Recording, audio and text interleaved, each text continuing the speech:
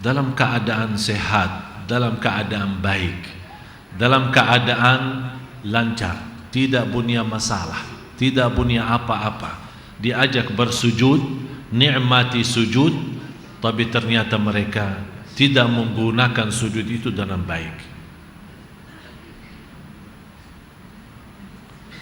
Mohon maaf kalau kita duduk menonton TV, berita maupun sinetron, tidak pernah bosan berjam-jam kita di hadapan TV.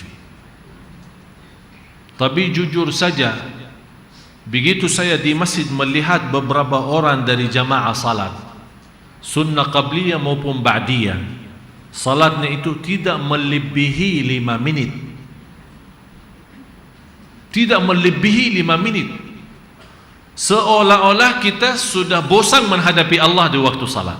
Karena di saat kita salat menghadapi Allah Subhanahu wa taala, ini bersisnya gambar kita saat kita menghadapi Allah waktu salat, nanti akan juga hadapi Allah waktu hari kiamat.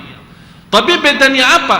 Yang menikmati walaupun pandangan matanya di waktu salat melihat ke bawah, tambatnya sujud, bukan karena dia malu sama Allah, tapi karena dia mencintai Allah dan dia berdiri dengan rasa hormat, mengagungkan Allah. Oleh karena itu dia tidak mau pandangannya sibuk kanan kiri, hanya menghormati kehadiran Allah di hadapannya. Oleh karena itu sepanjang salat dia nikmati Allah lagi di hadapannya. Begitu dia sujud, yang namanya Fir'aun, faqala ana rabbukumul a'la, aku Rabb kalian yang paling tinggi. Ini kata siapa? Fir'aun. Tapi coba bayangkan apa kata Allah kepada Nabi Musa dan Harun. Ini padahal kejahatan Fir'aun luar biasa. Faqala ana rabbukumul a'la, sebagaimana penjelasannya di suratul Nazi'at. Aku Rabbmu yang tertinggi, kata Fir'aun kepada kaumnya. Allah mengutuskan Nabi Musa dan Nabi Harun. Nabi Musa dan Nabi Harun, katakan kepada Fir'aun dengan kata-kata yang lembut dan halus, supaya dia sadar dan ingat. Padahal perkataannya Fir'aun menjadi bukan dosa besar lagi, dosa besar yang tertinggi. Tidak pernah di dunia ini, di bumi, ada seorang yang berani berkata ana rabbukumul a'la, saya Rabb kalian yang tertinggi. Hanya Fir'aun. Iblis, yang namanya Iblis, tidak pernah berkata seperti itu. Malah Iblis sendiri waktu Allah mengusirkan dari rahmatnya, apa dia bilang? Fabi'izzatika, dia kembalikan dengan agunganmu ya Allah. Dia sendiri Iblis berkata begitu, saya akan goda anak Adam. Masih dia berkata agunganmu ya Allah. Fabi'izzatika, dengan kemuliaan dan keagunganmu ya Allah, bagimu ya Allah. Tapi Fir'aun, ana rabbukumul a'la. Tapi coba lihat kebesaran sayangnya Allah, mengutuskan Nabi Musa dan Harun, katakan faqula lahu qawlan layyinan la'allahu yatadhakkaru aw yakhsha, berkatalah dengan kata yang lembut, barangkali Allah dengan kelembutan kata Nabi Musa dan dakwahnya, Allah buka hati Fir'aun itu. Padahal Bapak Ibu yang luar biasa, Allah Maha tahu di dalam takdirnya Fir'aun tidak akan beriman. Tapi kenapa Allah menyuruh Nabi Musa dan Harun membalas kata Rabbukumul A'la dengan kata yang lembut? Ini menjadi pelajaran bagi kita. Apalagi Allah bagi orang muslim, bagi orang mukmin yang selalu dalam sujud, dia berkata Subhana Rabbiyal A'la, bukan sebagaimana kata Fir'aun ana rabbukumul a'la. Malah terbalik, kita membesarkan maha suci engkau ya Allah yang maha tinggi. Oleh karena itu tidak ada nikmat dalam sebuah ibadah sebagaimana lezatnya sujud. Orang yang tidak bisa merasakan lezatnya sujud, wallahi dia bodoh, belum tahu Apa hakiknya ibadah? Apa hakiknya salat? Sungguh lezatnya sujud menjadi salah satu kenikmatan dan rahasia. Karena Allah memberikan muka yang mulia, tapi kita rindahkan wajah kita karena Allah. Dan di dalam sujud kita sebutkan, Maha suci Engkau ya Allah yang maha tinggi, Subhana Rabbiyal A'la. Kalau Allah maha lembut terhadap Fir'aun yang berkata Ana Rabbukumul A'la, kira-kira Allah bagi siapa yang selalu Subhana Rabbiyal A'la? Oleh karena itu, salah satu jalan keluar dari semua kesulitan kesusahan di dunia ini maupun nanti di hari kiamat, sebagaimana ayat tadi surat Ali Imran ayat 30, supaya persoalan kita tidak terbongkar di hadapan Allah. Bapak Ibu, saya nasihati, nikmati sujud di dunia ini. Nikmati sujud supaya kita bisa sujud di hadapan Allah hari kiamat. Kalau bisa nangis setiap sujudnya, jangan berhenti.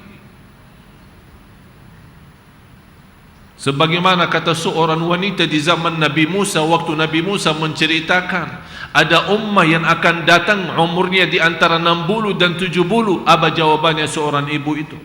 Saya akan habiskan 60-70 umurku itu untuk hanya bersujud karena Allah.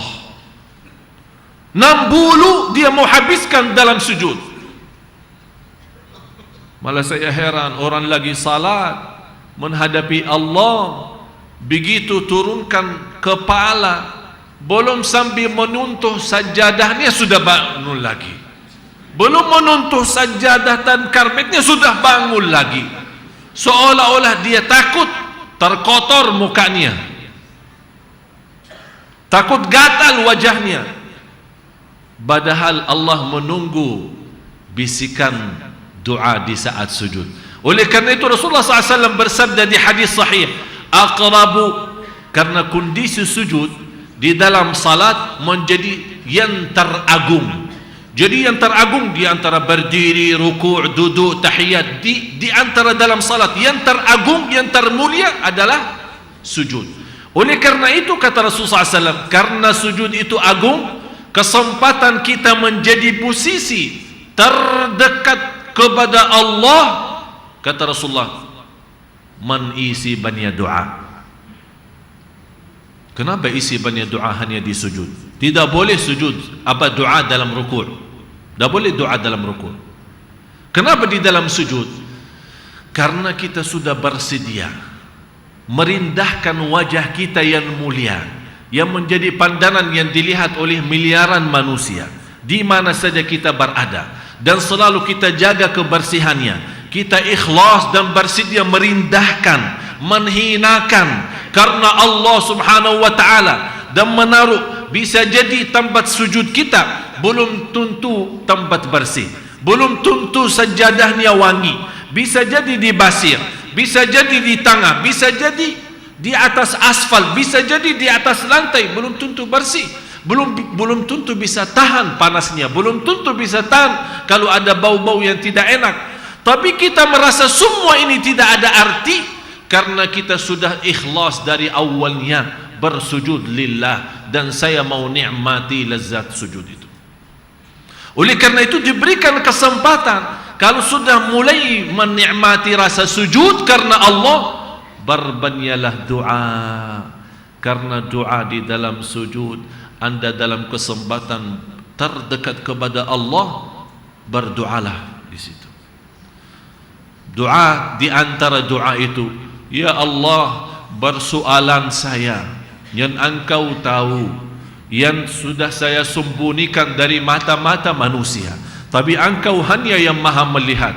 Ya Allah, maafkan, jangan sampai persoalan itu terbongkar nanti di hari kemudian. Minta Allah menutupi ini dalam sujud, supaya kita tidak mengangkat kepala dari sujud. Oleh karena itu hikmahnya 2 kali sujud. Begitu kita belum puas, begitu kita sudah mulai muncul rasa lezatnya sujud, Allah kasih kesempatan, jangan takut, masih mau nikmat ya, sujud lagi. Subhanallah. Tertumpah semua masalah dan semua kotoran, semua soalan dalam sujud. Oleh karena itu, bahagia seorang yang begitu angkat kepala dari sujud yang kedua, malah mukanya sudah mulai bersinar. Cuba lihat rakaat yang kedua bagaimana. Sungguh nikmat. Kalau dibayarkan dunia dan segala isinya, dia tidak mau balas salatnya itu, tidak mau lepas, karena dia sudah nikmat. Ini baru rakaat pertama. Apalagi Bapak Ibu kalau sujud itu di malam hari, semua orang tidur, Anda bangun salat, berbanjan sujud. Bisa jadi baca saat berdiri qulhu, bisa jadi baca wasyamsi wa duhaha, atau ayat-ayat pendek yang lain. Tapi saya mohon, kalau Anda sudah di dalam sujud, jangan kuburu, karena Anda lagi dalam terdekat kepada Allah. Mohon rasakan itu. Kalau kita dalam kesempatan menghadapi seorang mulia, kita memanfaatkan setitik-titiknya supaya kita bisa ambil apa-apa segala hajat kita. Ini Allah yang maha segala-galanya. Apalagi di malam hari, orang tinggalkan enaknya tidur, dia mau nikmati sujud. Seolah dia memberikan tahu kepada Allah, ya Allah, terima kasih atas nikmat tidur itu, tapi bagi saya lebih nikmat adalah sujud kepadamu. Kita tunjukkan itu. Sungguh jamaah sekalian, yang istiqamah sujud malam hari luar biasa.